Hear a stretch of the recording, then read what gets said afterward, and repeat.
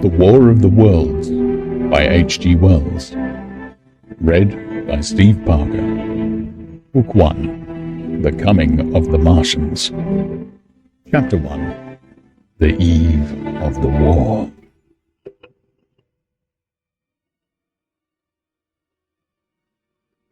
No one would have believed in the last years of the 19th century that this world was being watched keenly and closely by intelligences greater than man's and yet as mortal as his own. That as men busied themselves about their various concerns, they were scrutinized and studied, perhaps almost as narrowly as a man with a microscope might scrutinize the transient creatures that swarm and multiply in a drop of water. With infinite complacency, men went to and fro over this globe about their little affairs, serene in their assurance of their empire over matter. It is possible that the infusoria under the microscope do the same. No one gave a thought to the older worlds of space as sources of human danger, or thought of them only to dismiss the idea of life upon them as impossible or improbable. It is curious to recall some of the mental habits of those departed days. At most, terrestrial men fancied there might be men upon Mars, perhaps inferior to themselves and ready to welcome a missionary enterprise. Yet across the gulf of space, minds that are to our minds as ours are to those of the beasts that perish, intellects vast and cool and unsympathetic, regarded this earth with envious eyes, and slowly and surely drew their plans against us. And early in the 20th century came the Great Disillusionment. The planet Mars, I scarcely need remind the listener, revolves about the Sun at a mean distance of 140 million miles, and the light and heat it receives from the Sun is barely half of that received by this world. It must be, if the nebular hypothesis has any truth, older than our world, and long before this Earth ceased to be molten, life upon its surface must have begun its course. The fact that it is scarcely 1/7 of the volume of the Earth must have accelerated its cooling to the temperature at which life could begin. It has air and water, and all that is necessary for the support of animated existence. Yet so vain is man, and so blinded by his vanity, that no writer, up to the very end of the 19th century, expressed any idea that intelligent life might have developed there, far or indeed at all beyond its earthly level. Nor was it generally understood that since Mars is older than our Earth, with scarcely a quarter of the superficial area and remoter from the Sun, it necessarily follows that it is not only more distant from time's beginning, but nearer its end. The secular cooling that must someday overtake our planet has already gone far indeed with our neighbor. Its physical condition is still largely a mystery, but we know now that even in its equatorial region, the midday temperature barely approaches that of our coldest winter. Its air is much more attenuated than ours, its oceans have shrunk until they cover but a third of its surface, and as its slow seasons change, huge snowcaps gather and melt about either pole and periodically inundate its temperate zones. That last stage of exhaustion, which to us is still incredibly remote, has become a present-day problem for the inhabitants of Mars. The immediate pressure of necessity has brightened their intellects, enlarged their powers, and hardened their hearts. And looking across space with instruments and intelligences such as we have scarcely dreamed of, they see, at its nearest distance only 35 millions of miles sunward of them, a morning star of hope, our own warmer planet, green with vegetation and grey with water, with a cloudy atmosphere eloquent of fertility, with glimpses through its drifting cloud wisps of broad stretches of populous country and narrow, navy-crowded seas. And we men, the creatures who inhabit this earth, must be to them at least as alien and lowly as are the monkeys and lemurs to us. The intellectual side of man already admits that life is an incessant struggle for existence, and it would seem that this too is the belief of the minds upon Mars.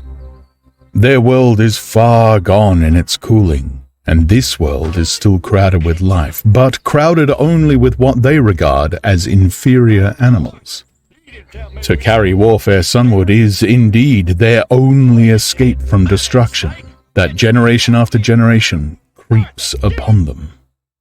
And before we judge them too harshly, we must remember what ruthless and utter destruction our own species has wrought, not only upon animals such as the vanished bison and the dodo, but upon its inferior races. The Tasmanians, in spite of their human likeness, were entirely swept out of existence in a war of extermination waged by European immigrants in the space of 50 years. Are we such apostles of mercy as to complain if the Martians warred in the same spirit? The Martians seem to have calculated their descent with amazing subtlety. Their mathematical learning is evidently far in excess of ours, and to have carried out their preparations with well-nigh perfect unanimity. Had our instruments permitted it, we might have seen the gathering trouble far back in the 19th century. Men like Schiaparelli watched the red planet. It is odd, by the by, that for countless centuries Mars has been the star of war, but failed to interpret the fluctuating appearance of the markings they mapped so well. All that time, the Martians must have been getting ready. During the opposition of 1894, a great light was seen on the illuminated part of the disk, first at the Lick Observatory, then by Peritan of Nice, and then by other observers. English readers heard of it first in the issue of Nature dated August 2nd. I am inclined to think that this blaze may have been the casting of the huge gun in the vast pit sunk into their planet, from which their shots were fired at us. Peculiar markings, as yet unexplained, were seen near the site of that outbreak during the next two oppositions. The storm burst upon us 6 years ago now. As Mars approached opposition, Lavelle of Java set the wires of the astronomical exchange palpitating with the amazing intelligence of a huge outbreak of incandescent gas upon the planet. It had occurred towards midnight of the 12th, and the spectroscope, to which he had at once resorted, indicated a mass of flaming gas, chiefly hydrogen, moving with an enormous velocity towards this Earth. This jet of fire had become invisible about 12:15. He compared it to a colossal puff of flame suddenly and violently squirted out of the planet as flaming gases rushed out of a gun. A singularly appropriate phrase it proved. Yet the next day there was nothing of this in the papers, except a little note in the Daily Telegraph, and the world went in ignorance of one of the gravest dangers that ever threatened the human race. I might not have heard of the eruption at all had I not met Ogilvy, the well-known astronomer, at Ottershaw. He was immensely excited at the news, and in excess of his feelings invited me up to take a turn with him that night in a scrutiny of the red planet. In spite of all that has happened since, I still remember that vigil very distinctly. The black and silent observatory, the shadowed lantern throwing a feeble glow upon the floor in the corner, the steady ticking of the clockwork of the telescope, the little slit in the roof, an oblong profundity with the stardust streaked across it. Ogilvy moved about, invisible but audible. Looking through the telescope, one saw a circle of deep blue and the little round planet swimming in the field. It seemed such a little thing, so bright and small and still, faintly marked with transverse stripes and slightly flattened from the perfect round. But so little it was, so silvery warm, a pin's head of light. It was as if it quivered, but really this was the telescope vibrating with the activity of the clockwork that kept the planet in view. As I watched, the planet seemed to grow larger and smaller, and to advance and recede, but that was simply that my eye was tired. 40 millions of miles it was from us. More than 40 millions of miles of void. Few people realize the immensity of vacancy in which the dust of the material universe swims. Near it in the field, I remember, were 3 faint points of light, 3 telescopic stars, infinitely remote, and all around it was the unfathomable darkness of empty space. You know how that blackness looks on a frosty starlit night. In a telescope, it seems far profounder. And invisible to me because it was so remote and small, flying swiftly and steadily towards me across that incredible distance, drawing nearer every minute by so many thousands of miles, came the thing they were sending us. The thing that was to bring so much struggle and calamity and death to the earth. I never dreamed of it then as I watched. No one on earth dreamed of that unerring missile. That night, too, there was another jetting out of gas from a distant planet. I saw it. A reddish flash at the edge, the slightest projection of the outline, just as the chronometer struck midnight. And at that I told Ogilvy, and he took my place. The night was warm, and I was thirsty, and I went stretching my legs clumsily and feeling my way in the darkness to the little table where the siphon stood, while Ogilvy exclaimed at the streamer of gas that came out towards us. That night, another invisible missile started on its way to the Earth from Mars, just a second or so under 24 hours after the first one. I remember how I sat on the table there in the blackness, with patches of green and crimson swimming before my eyes. I wished I had a light to smoke by, little suspecting the meaning of the minute gleam I had seen, and all that it would presently bring me. Ogilvy watched till 1 and then gave it up, and we lit the lantern and walked over to his house. Down below in the darkness were Ottershaw and Chertsey and all their hundreds of people sleeping in peace.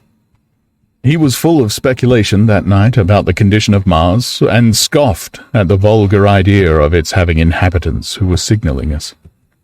His idea was that meteorites might be falling in a heavy shower upon the planet, or that a huge volcanic explosion was in progress.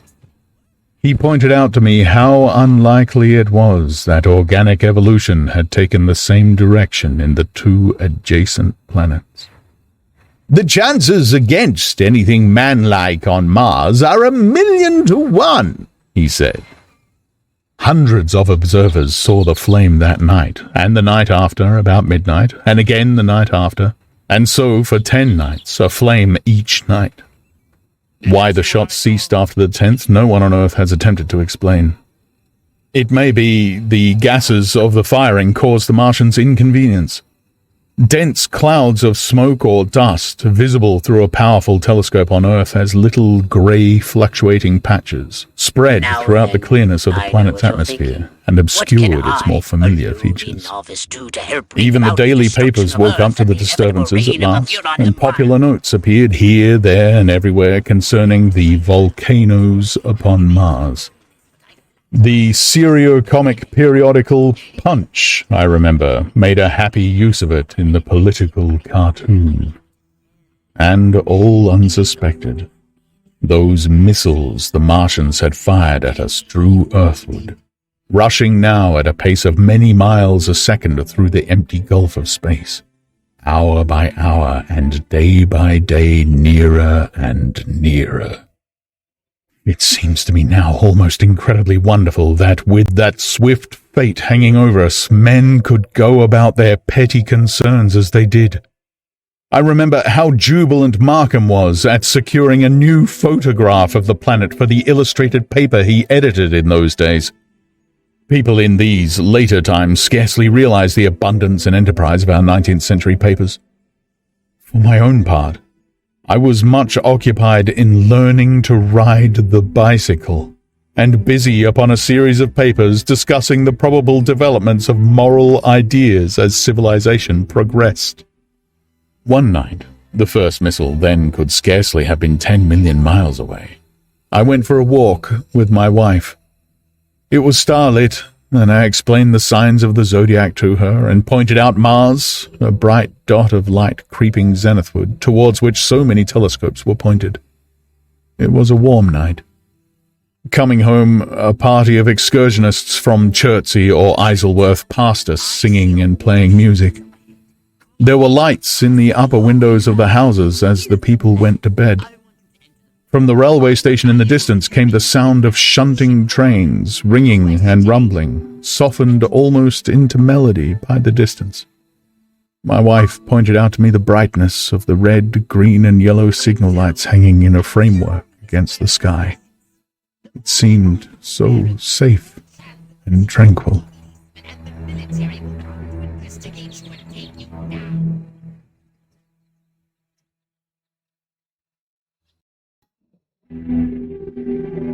Chapter 2. The Falling Star. Then came the night of the first falling star. It was seen early in the morning, rushing over Winchester eastward, a line of flame high in the atmosphere. Hundreds must have seen it, and taken it for an ordinary falling star. Alban described it as leaving a greenish streak behind it that glowed for some seconds. Denning, our greatest authority on meteorites, stated that the height of its first appearance was about 90 or 100 miles. It seemed to him that it fell to Earth about 100 miles east of him. I was at home at that hour and writing in my study, and although my French windows faced towards Ottershaw and the blind was up, for I loved in those days to look up at the night sky, I saw nothing of it. Yet this strangest of all things that ever came to Earth from outer space must have fallen while I was sitting there, visible to me had I only looked up as it passed. Some of those who saw its flight say it travelled with a hissing sound. I myself heard nothing of that. Many people in Berkshire, Surrey, and Middlesex must have seen the fall of it, and at most have thought that another meteorite had descended. No one seems to have troubled to look for the fallen mass that night. But very early in the morning, poor Ogilvy, who had seen the shooting star and who was persuaded that a meteorite lay somewhere on the common between Horsell, Ottershaw, and Woking, rose early with the idea of finding it. Find it he did, soon after dawn, and not far from the sand pits.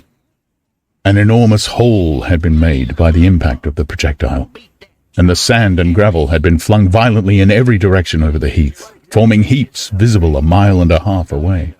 The heather was on fire eastward, and a thin blue smoke rose against the dawn. The thing itself lay almost entirely buried in sand, amidst the scattered splinters of a fir tree it had shivered to fragments in its descent. The uncovered part had the appearance of a huge cylinder, caked over and its outline softened by a thin, scaly, dun-coloured incrustation. It had a diameter of about 30 yards. He approached the mass, surprised at the size and more so at the shape, since most meteorites are rounded more or less completely. It was, however, still so hot from its flight through the air as to forbid his near approach. A stirring noise within its cylinder he ascribed to the unequal cooling of its surface, for at that time it had not occurred to him that it might be hollow. He remained standing at the edge of the pit that the thing had made for itself, staring at its strange appearance, astonished chiefly at its unusual shape and color, and dimly perceiving even then some evidence of design in its arrival. The early morning was wonderfully still, and the sun, just clearing the pine trees towards Weybridge, was already warm. He did not remember hearing any birds that morning. There was certainly no breeze stirring, and the only sounds were the faint movements from within the cindery cylinder. He was all alone on the common. Then suddenly he noticed with a start that some of the grey clinker, the ashy incrustation that covered the meteorite, was falling off the circular edge of the end. It was dropping off in flakes and raining down upon the sand. A large piece suddenly came off and fell with a sharp noise that brought his heart into his mouth. For a moment he scarcely realized what this meant, and although the heat was excessive, he clambered down into the pit close to the bolt to see the thing more clearly. He fancied even then that the cooling of the body might account for this, but what disturbed that idea was the fact that the ash was falling only from the end of the cylinder. And then he perceived that very slowly the circular top of the cylinder was rotating on its body. It was such a gradual movement that he discovered it only through noticing that a black mark that had been near him 5 minutes ago was now at the other side of the circumference.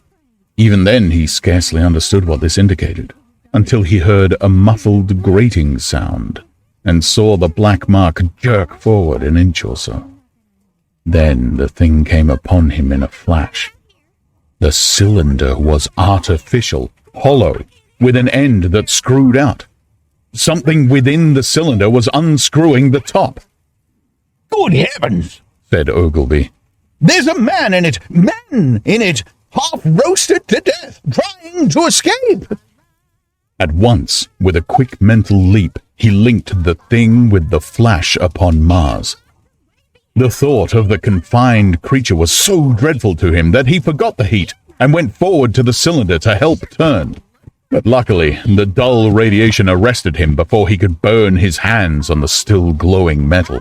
At that, he stood irresolute for a moment, then turned, scrambled out of the pit, and set off running wildly into Woking.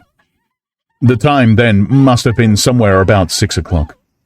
He met a wagoner and tried to make him understand, but the tale he told and his appearance was so wild, his hat had fallen off in the pit, that the man simply drove on. He was equally unsuccessful with the potman who was just unlocking the doors of the public house by Horsell Bridge. The fellow thought he was a lunatic at large and made an unsuccessful attempt to shut him into the tap room.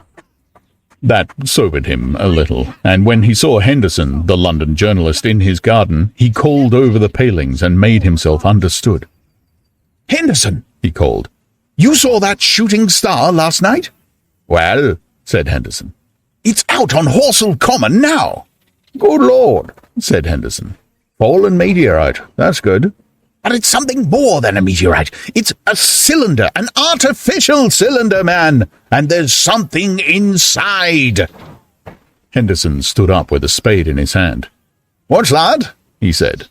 He was deaf in one ear. Ogilvy told him all that he had seen. Henderson was a minute or so taking it in. Then he dropped his spade, snatched up his jacket, and came out into the road. The two men hurried back at once to the common and found the cylinder still lying in the same position, but now the sounds inside had ceased, and a thin circle of bright metal showed between the top and the body of the cylinder. Air was either entering or escaping at the rim with a thin, sizzling sound.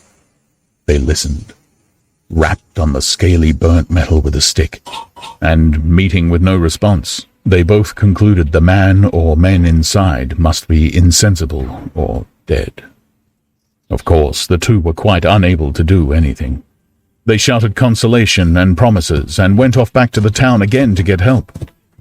One can imagine them, covered with sand, excited and disordered, running up the little street in the bright sunlight just as the shop folks were taking down their shutters and people were opening their bedroom windows.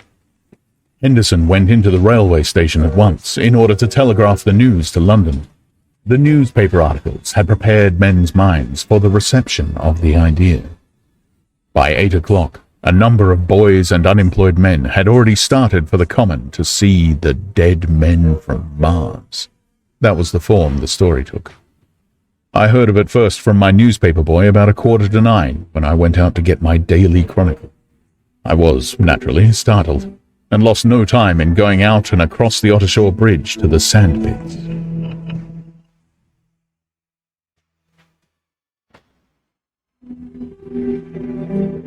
Chapter 3. On Horsell Common. I found a little crowd of perhaps 20 people surrounding the huge hole in which the cylinder lay. I have already described the appearance of that colossal bulk, embedded in the ground. The turf and gravel about it seemed charred as if by a sudden explosion. No doubt its impact had caused a flash of fire. Henderson and Ogilvy were not there. I think they perceived that nothing was to be done for the present, and had gone away to breakfast at Henderson's house. There were 4 or 5 boys sitting on the edge of the pit with their feet dangling, and amusing themselves, until I stopped them, by throwing stones at the giant mass. After I had spoken to them about it, they began playing at touch in and out of the group of bystanders. Among these were a couple of cyclists, a jobbing gardener I employed sometimes, a girl carrying a baby, Greg the butcher and his little boy, and 2 or 3 loafers and golf caddies who were accustomed to hang about the railway station. There was very little talking. Few of the common people in England had anything but the vaguest astronomical ideas in those days. Most of them were staring quietly at the big table-like end of the cylinder, which was still as Ogilvy and Henderson had left it. I fancy the popular expectation of a heap of charred corpses was disappointed at this inanimate bulk. Some went away while I was there, and other people came. I clambered into the pit and fancied I heard a faint movement under my feet. The top had certainly ceased to rotate. It was only when I got thus close to it that the strangeness of this object was at all evident to me. At the first glance, it was really no more exciting than an overturned carriage or a tree blown across the road. Not so much so, indeed. It looked like a rusty gas float. It required a certain amount of scientific education to perceive that the grey scale of the thing was no common oxide, that the yellowish-white metal that gleamed in the crack between the lid and the cylinder had an unfamiliar hue. Extraterrestrial had no meaning for most of the onlookers. At that time, it was quite clear in my own mind that the thing had come from the planet Mars, but I judged it improbable that it contained any living creature. I thought the unscrewing might be automatic. In spite of Ogilvy, I still believed that there were men in Mars.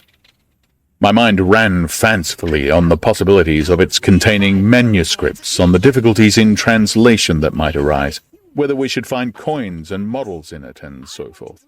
Yet it was a little too large for assurance on this idea. I felt an impatience to see it opened. About 11, as nothing seemed happening, I walked back, full of such thoughts, to my home in Maybury, but I found it difficult to get to work upon my abstract investigations.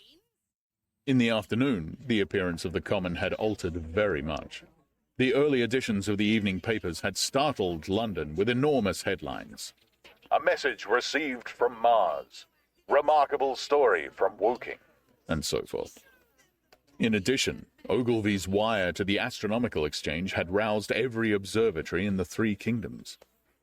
There were 6 flies or more from the Woking station standing in the road by the sandpits, a basket chaise from Shobham, and a rather lordly carriage. Besides that, there was quite a heap of bicycles. In addition, a large number of people must have walked, in spite of the heat of the day, from Woking and Chertsey, so that there was altogether quite a considerable crowd, 1 or 2 gaily dressed ladies among the others.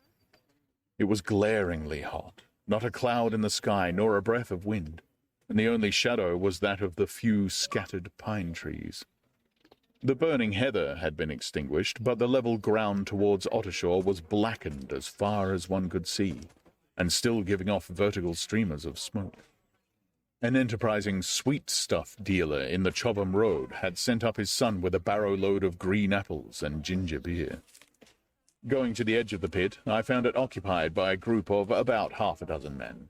Henderson, Ogilvy, and a tall, fair-haired man that I afterwards learned was Stent, the astronomer royal, with several workmen wielding spades and pickaxes. Stent was giving directions in a clear, high-pitched voice. He was standing on the cylinder, which was now evidently much cooler. His face was crimson and streaming with perspiration, and something seemed to have irritated him. A large portion of the cylinder had been uncovered, though its lower end was still embedded. As soon as Ogilvy saw me among the staring crowd on the edge of the pit, he called to me to come down and asked me if I would mind going over to see Lord Hilton, the lord of the manor.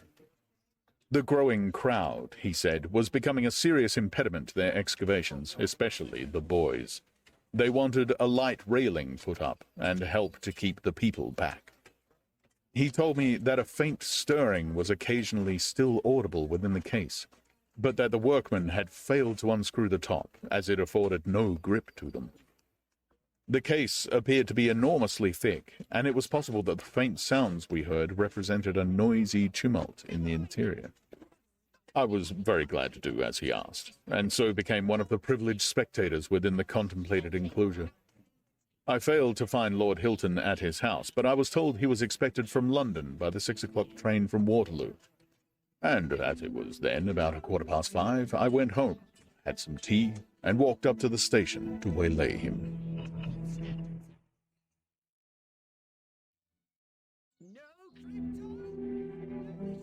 Chapter 4. The Cylinder Opens. When I returned to the common, the sun was setting. Scattered groups were hurrying from the direction of Woking, and 1 or 2 persons were returning. The crowd about the pit had increased and stood out black against the lemon yellow of the sky. A couple of 100 people, perhaps. There were raised voices, and some sort of struggle appeared to be going on about the pit. Strange imaginings passed through my mind.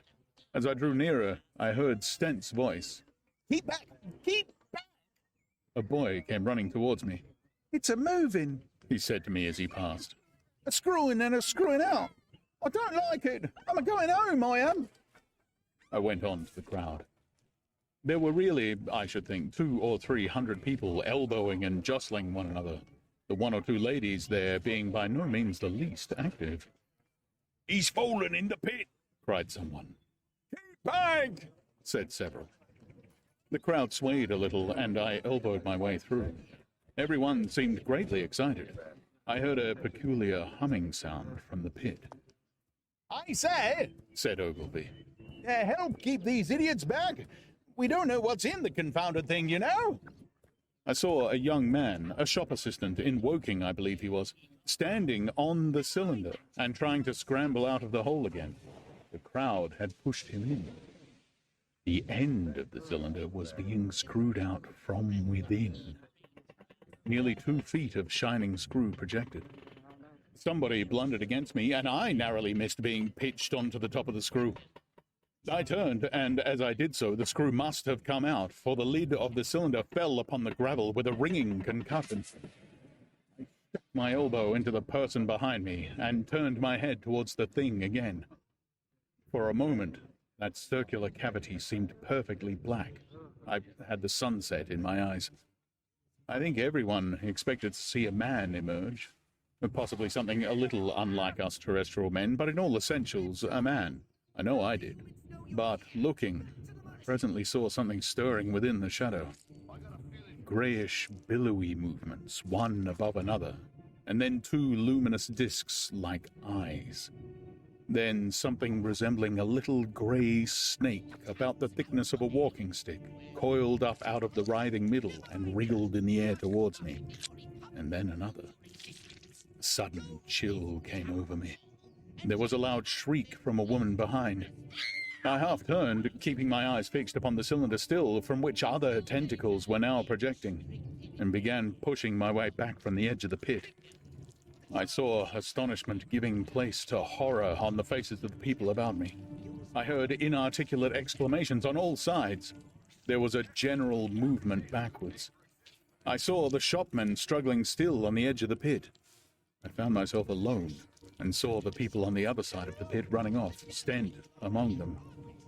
I looked again at the cylinder, and ungovernable terror gripped me. I stood petrified and staring. A big, greyish, rounded bulk, the size, perhaps, of a bear, was rising slowly and painfully out of the cylinder. As it bulged up and caught the light, it glistened like wet leather. Two large, dark-colored eyes were regarding me steadfastly. The mass that framed them, the head of the thing, was rounded and had, one might say, a face. There was a mouth under the eyes, the lipless brim of which quivered and panted and dropped saliva. The whole creature heaved and pulsated convulsively. A lank, tentacular appendage gripped the edge of the cylinder, another swayed in the air. Those who have never seen a living Martian can scarcely imagine the strange horror of its appearance. The peculiar V-shaped mouth with its pointed upper lip, the absence of brow ridges, the absence of a chin beneath the wedge-like lower lip, the incessant quivering of this mouth, the Gorgon groups of tentacles, the tumultuous breathing of the lungs in a strange atmosphere, the evident heaviness and painfulness of movement due to the greater gravitational energy of the Earth. Above all, the extraordinary intensity of the immense eyes were at once vital, intense, inhuman, crippled, and monstrous. There was something fungoid in the oily brown skin, something in the clumsy deliberation of the tedious movements unspeakably nasty. Even at this first encounter, this first glimpse, I was overcome with disgust and dread. Suddenly the monster vanished. It had toppled over the brim of the cylinder and fallen into the pit with a thud like the fall of a great mass of leather. I heard it give a peculiar thick cry, and forthwith another of these creatures appeared darkly in the deep shadow of the aperture. I turned, and running madly made for the first group of trees, perhaps 100 yards away, but I ran slantingly and stumbling, for I could not avert my face from these things. There, among some young pine trees and furze bushes, I stopped, panting, and waited further developments. The common round the sand pits was dotted with people, standing like myself in a half-fascinated terror, staring at these creatures, or rather, at the heaped gravel at the edge of the pit in which they lay. And then, with a renewed horror, I saw a round black object bobbing up and down on the edge of the pit. It was the head of the shopman who had fallen in, but showing as a little black object against the hot western sun. Now he got his shoulder and knee up, and again he seemed to slip back until only his head was visible. Suddenly he vanished, and I could have fancied a faint shriek had reached me. I had a momentary impulse to go back and to help him that my fears overruled. Everything was then quite invisible, hidden by the deep pit and the heap of sand that the fall of the cylinder had made. Anyone coming along the road from Chobham or Woking would have been amazed at the sight. A dwindling multitude of perhaps 100 people or more standing in a great irregular circle, in ditches, behind bushes, behind gates and hedges, saying little to one another, and that in short, excited shouts, and staring hard at a few heaps of sand. The barrow of ginger beer stood, a queer derelict, black against the burning sky, and in the sandpits was a row of deserted vehicles with their horses feeding out of nosebags or pawing at the ground.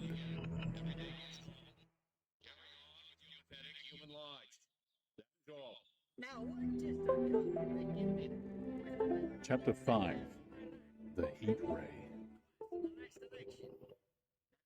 After the glimpse I had had of the Martians emerging from the cylinder in which they had come to Earth from their planet, a kind of fascination paralyzed my actions. I remained standing knee-deep in the heather, staring at the mound that hid them. I was a battleground of fear and curiosity.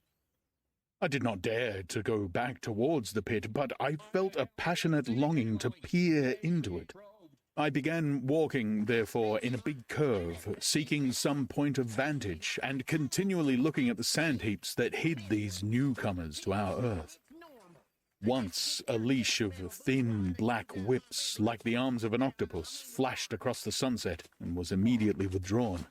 And afterwards a thin rod rose up, joint by joint, bearing at its apex a circular disc that spun with a wobbling motion. What could be going on there? Most of the spectators had gathered in one or two groups. One, a little crowd towards Woking, the other, a knot of people in the direction of Chobham. Evidently, they shared my mental conflict. There were few near me. One man I approached, he was, I perceived, a neighbour of mine, though I did not know his name, and accosted, but it was scarcely a time for articulate conversation. "What ugly brutes," he said. "Good God, what ugly brutes." He repeated this over and over again. "Did you see a man in the pit?" I said, but he made no answer to that. We became silent and stood watching for a time side by side, deriving, I fancy, a certain comfort in one another's company. Then I shifted my position to a little knoll that gave me the advantage of a yard or more of elevation, and when I looked for him presently, he was walking towards Woking. The sunset faded to twilight before anything further happened. The crowd far away on the left towards Woking seemed to grow, and I heard now a faint murmur from it. The little knot of people towards Chobham dispersed. There was scarcely an intimation of movement from the pit. It was this, as much as anything, that gave people courage, and I suppose the new arrivals from Woking also helped to restore confidence. At any rate, as the dusk came on, a slow, intermittent movement upon the sandpits began, a movement that seemed to gather force as the stillness of the evening about the cylinder remained unbroken. Vertical black figures in twos and threes would advance, stop, watch, and advance again, spreading out as they did so in a thin, irregular crescent that promised to enclose the pit in its attenuated horns. I, too, on my side, began to move towards the pit. Then I saw some cabmen, and others had walked boldly into the sandpits, and heard the clatter of hooves and the grind of wheels.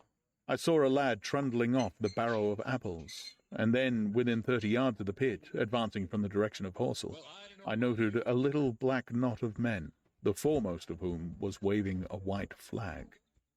This was the deputation. There had been a hasty consultation, and since the Martians were evidently, in spite of their repulsive forms, intelligent creatures, it had been resolved to show them by approaching them with signals that we, too, were intelligent. Flutter, flutter went the flag, first to the left, then to the right.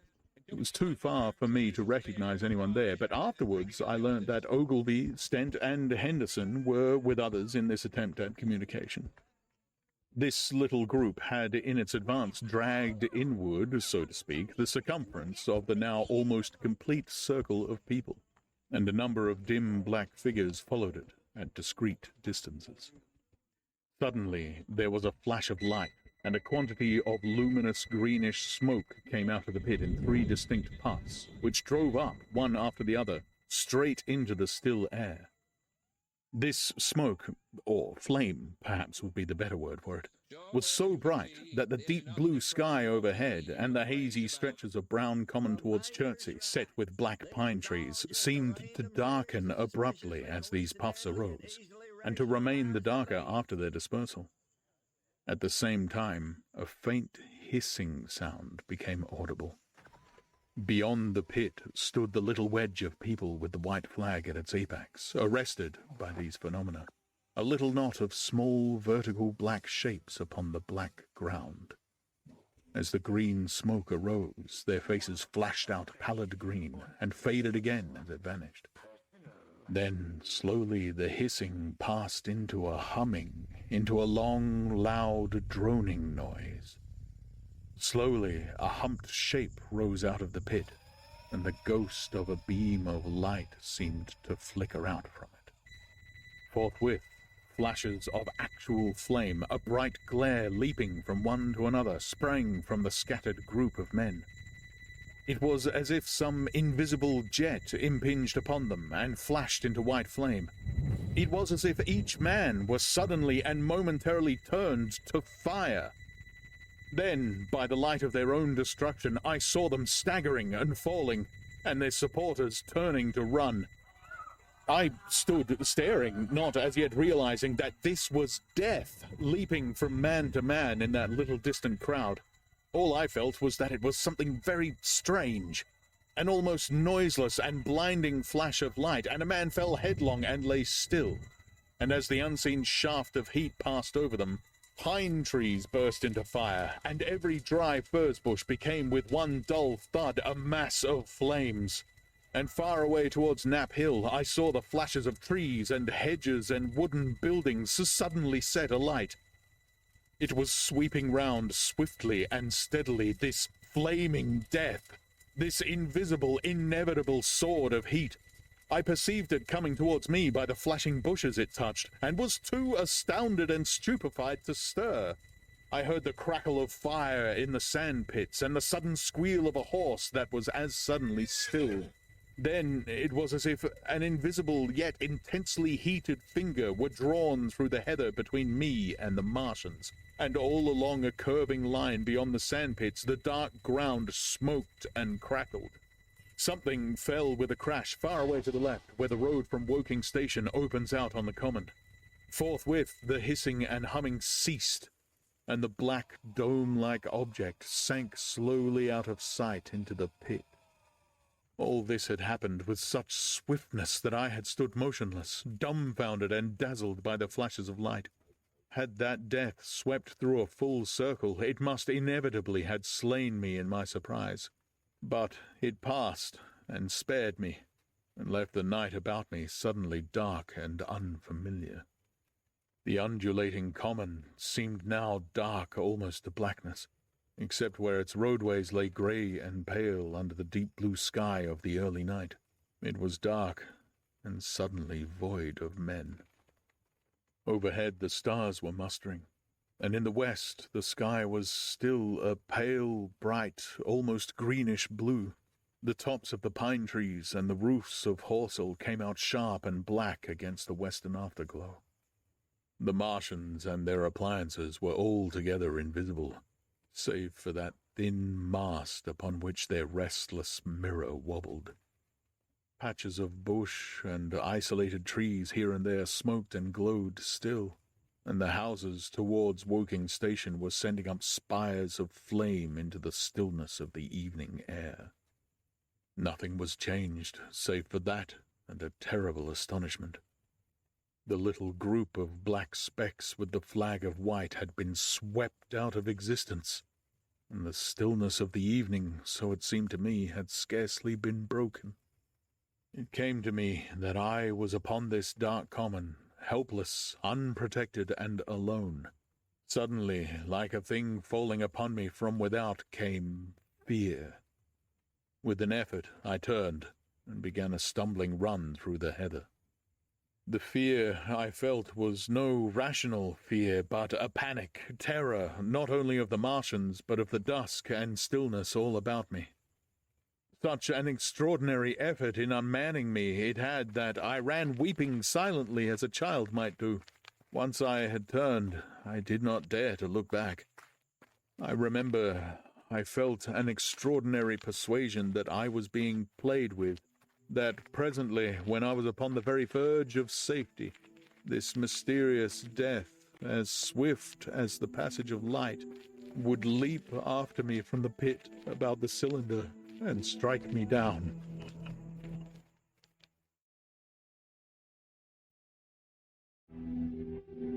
Chapter 6. The Heat Ray in the Chobham Road. It is still a matter of wonder how the Martians are able to slay men so swiftly and so silently. Many think that in some way they are able to generate an intense heat in a chamber of practically absolute non-conductivity. The intense heat they project in a parallel beam against any object they choose by means of a polished parabolic mirror of unknown composition, much as the parabolic mirror of a lighthouse projects a beam of light. But no one has absolutely proved these details. However it is done, it is certain that a beam of heat is the essence of the matter. Heat and invisible instead of visible light. Whatever is combustible flashes into flame at its touch. Lead runs like water. It softens iron, cracks and melts glass, and when it falls upon water, incontinently that explodes into steam. That night nearly 40 people lay under the starlight about the pit, charred and distorted beyond recognition, and all night long the common from Horsell to Maybury was deserted and brightly ablaze. The news of the massacre probably reached Chobham, Woking, and Ottershaw about the same time. In Woking, the shops had closed when the tragedy happened, and a number of people, shop people and so forth, attracted by the stories they had heard, were walking over the Horsell Bridge and along the road between the hedges that runs out at last upon the common. You may imagine the young people brushed up after the labours of the day and making this novelty, as they would make any novelty, the excuse for walking together and enjoying a trivial flirtation. You may figure to yourself the hum of voices along the road in the gloaming, and yet, of course, few people in Woking even knew that the cylinder had opened, though poor Henderson had sent a messenger on a bicycle to the post office with a special wire to an evening paper. As these folks came out by twos and threes upon the open, they found little knots of people talking excitedly and peering at the spinning mirror over the sandpits, and the newcomers were, no doubt, soon infected by the excitement of the occasion. By 8:30, when the deputation was destroyed, there may have been a crowd of 300 people or more at this place, besides those who had left the road to approach the Martians nearer. There were 3 policemen, too, one of whom was mounted, doing their best, under instructions from Stent, to keep people back and deter them from approaching the cylinder. There was some booing from those more thoughtless and excitable souls, to whom a crowd is always an occasion for noise and horseplay. Stent and Ogilvy, anticipating some possibilities of a collision, had telegraphed from Horsell to the barracks as soon as the Martians emerged for the help of a company of soldiers to protect these strange creatures from violence. After that, they returned to lead that ill-fated advance. The description of their death, as it was seen by the crowd, tallies very closely with my own impressions. The 3 puffs of green smoke, the deep humming note, and the flashes of flame. But that crowd of people had a far narrower escape than mine.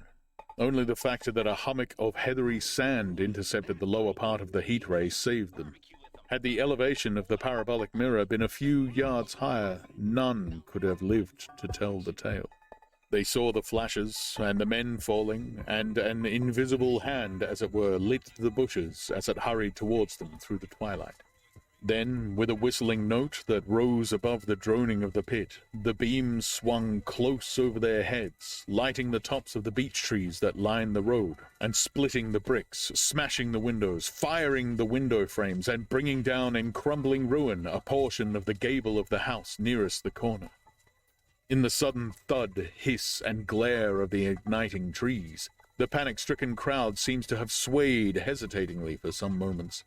Sparks and burning twigs began to fall into the road, and single leaves like puffs of flame.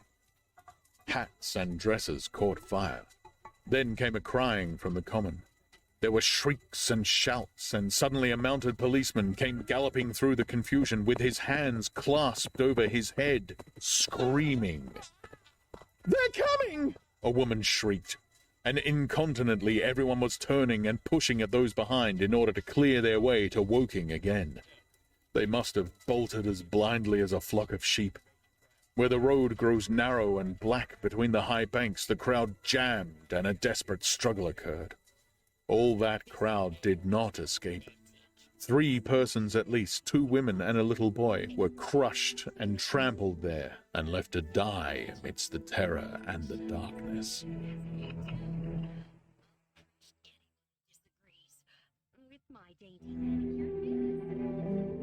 Chapter 7.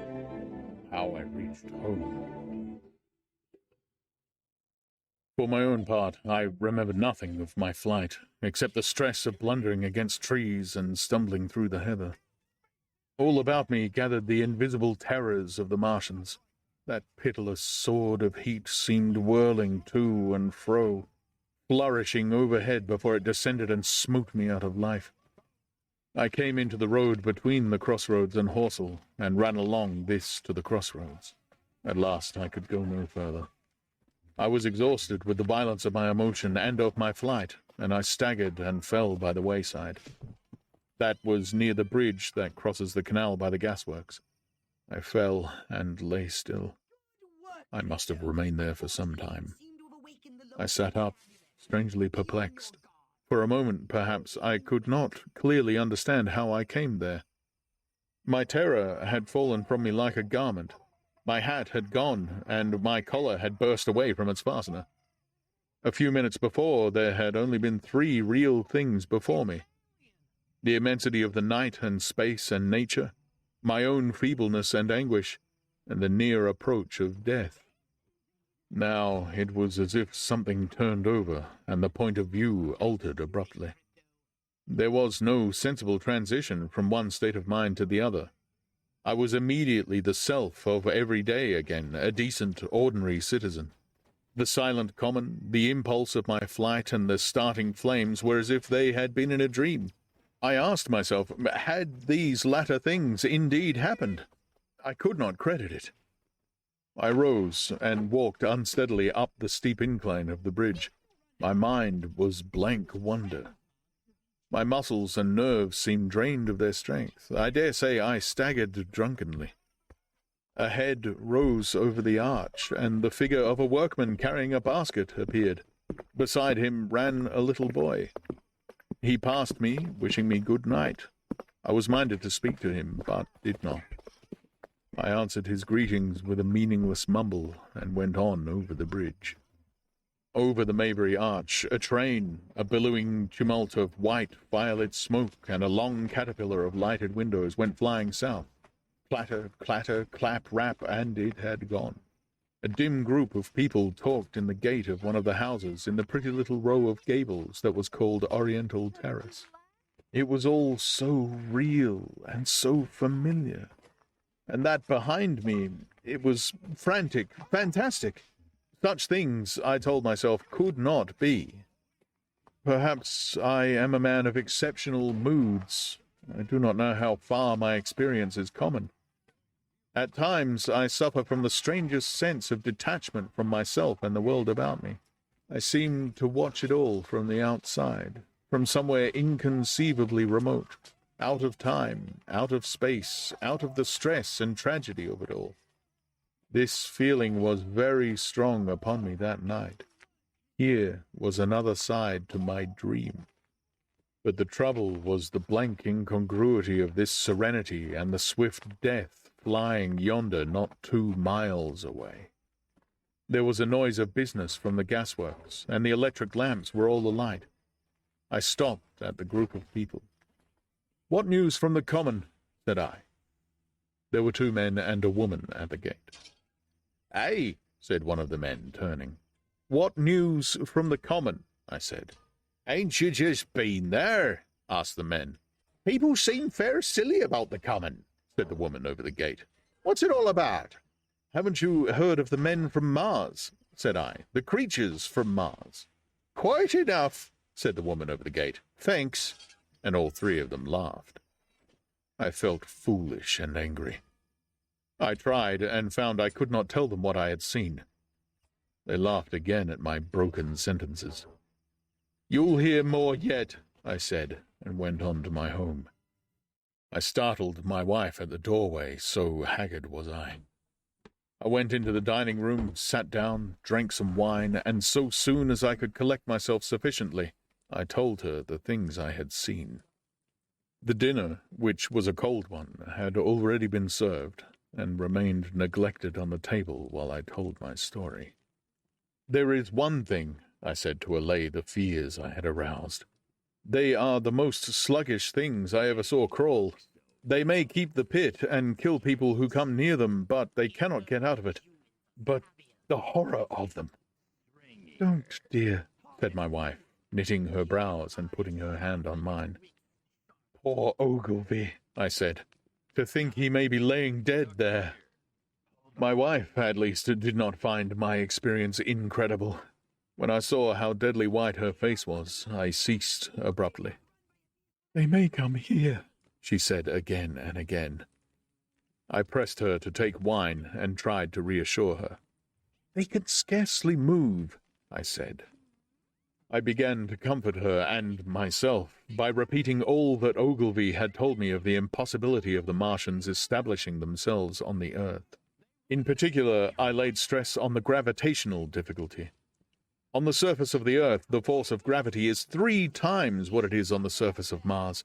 A Martian, therefore, would weigh 3 times more than on Mars, albeit his muscular strength would be the same. His own body would be a cape of lead to him. That, indeed, was the general opinion. Both the Times and the Daily Telegraph, for instance, insisted on it the next morning, and both overlooked, just as I did, 2 obvious modifying influences. The atmosphere of the Earth, we know now, contains far more oxygen or far less argon, whichever way one likes to put it, than does Mars. The invigorating influences of this excess of oxygen upon the Martians indisputably did much to counterbalance the increased weight of their bodies. And, in the second place, we all overlooked the fact that such mechanical intelligence as the Martian possessed was quite able to dispense with muscular exertion at a pinch. But I did not consider these points at the time, and so my reasoning was dead against the chances of the invaders. With wine and food, the confidence of my own table, and the necessity of reassuring my wife, I grew by insensible degrees courageous and secure. "They have done a foolish thing," said I, fingering my wine-glass. "They are dangerous because, no doubt, they are mad with terror. Perhaps they expected to find no living things, certainly no intelligent living things." "A shell in the pit," said I. "If the worst comes to worst, we'll kill them all." The intense excitement of the events had no doubt left my perceptive powers in a state of erethism. I remember that dinner table with extraordinary vividness even now. My dear wife's sweet, anxious face peering at me from under the pink lampshade. The white cloth with its silver and glass table furniture, for in those days even philosophical writers had many little luxuries. The crimson-purple wine in my glass are photographically distinct. At the end of it I sat, tempering nuts with a cigarette, regretting Ogilvy's rashness, and denouncing the short-sighted timidity of the Martians. So some respectable dodo in the Mauritius might have lorded it in his nest, and discussed the arrival of that shipful of pitiless sailors in want of animal food. "We will peck them to death tomorrow, my dear." I did not know it, but that was the last civilized dinner I was to eat for very many strange and terrible days.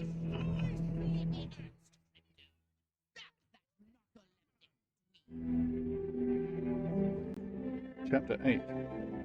Friday Night. The most extraordinary thing to my mind, of all the strange and wonderful things that happened upon that Friday, was the dovetailing of the commonplace habits of our social order with the first beginnings of the series of events that was to topple that social order headlong. If on Friday night you had taken a pair of compasses and drawn a circle with a radius of 5 miles round the Woking sandpits, I doubt if you would have had one human being outside it, unless it were some relation of Stent or of the 3 or 4 cyclists or London people lying dead on the common, whose emotions or habits were at all affected by the newcomers. Many people had heard of the cylinder, of course, and talked about it in their leisure, but it certainly did not make the sensation that an ultimatum to Germany would have done. In London that night, poor Henderson's telegram describing the gradual unscrewing of the shot was judged to be a canard, and his evening paper, after wiring for authentication from him and receiving no reply, the man was killed, decided not to print a special edition. Even within the 5-mile circle, the great majority of people were inert. I have already described the behavior of the men and women to whom I spoke. All over the district, people were dining and supping. Working men were gardening after the labors of the day. Children were being put to bed. Young people were wandering through the lanes, love-making. Students sat over their books. Maybe there was a murmur in the village streets, a novel and dominant topic in the public houses, and here and there a messenger or even an eyewitness of the later occurrences caused a whirl of excitement, a shouting and a running to and fro, but for the most part, the daily routine of working, eating, drinking, sleeping went on as it had done for countless years, as though no planet Mars existed in the sky. Even at Woking Station and Horsell and Chobham, that was the case. In Woking Junction, until a late hour, trains were stopping and going on, others were shunting on the sidings, passengers were alighting and waiting, and everything was proceeding in the most ordinary way. A boy from the town, trenching on Smith's Monopoly, was selling papers with the afternoon's news. The ringing impact of trucks, the sharp whistle of the engines from the junction mingled with their shouts of "Men from Mars!" Excited men came into the station about 9 o'clock with incredible tidings, and caused no more disturbance than drunkards might have done. People rattling Londonwards peered into the darkness outside their carriage windows and saw only a rare, flickering, vanishing spark dance up from the direction of Horsell, a red glow and a thin veil of smoke driving across the stars, and thought that nothing more serious than a heath fire was happening. It was only round the edge of the common that any disturbance was perceptible. There were half a dozen villas burning on the Woking border. There were lights in all the houses on the common side of the three villages, and the people there kept awake till dawn.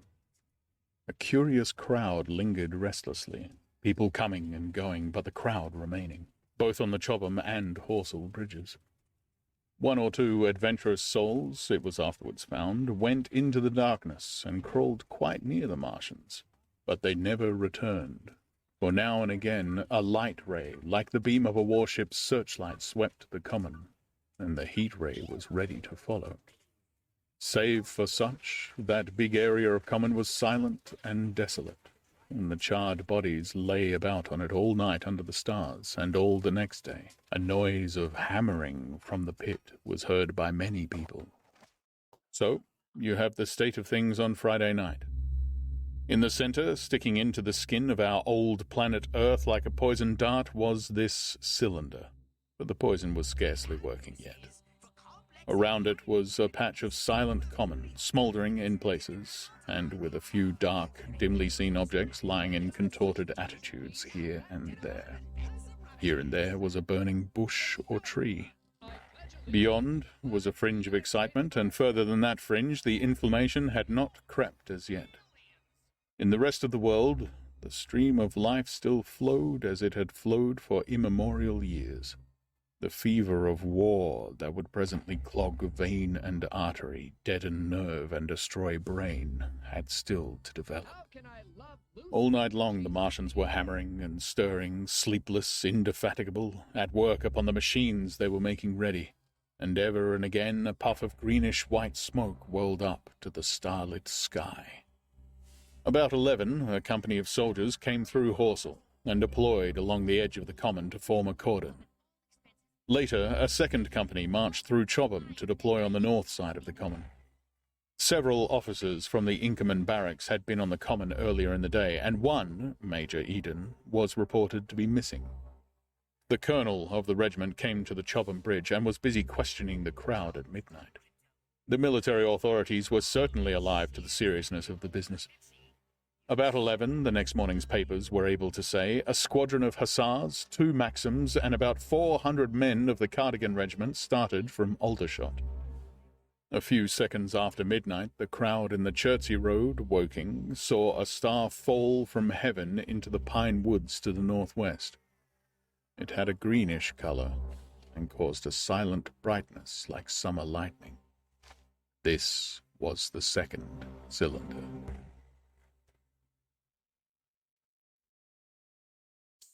Would you like to upgrade your little Chapter 9. The Fighting Begins. Saturday lives in my memory as a day of suspense. It was a day of lassitude, too, hot and close, with, I am told, a rapidly fluctuating barometer. I had slept but little, though my wife had succeeded in sleeping, and I rose early. I went into my garden before breakfast and stood listening, but towards the common there was nothing stirring but a lark. The milkman came as usual. I heard the rattle of his chariot, and I went round to the side gate to ask the latest news. He told me that during the night the Martians had been surrounded.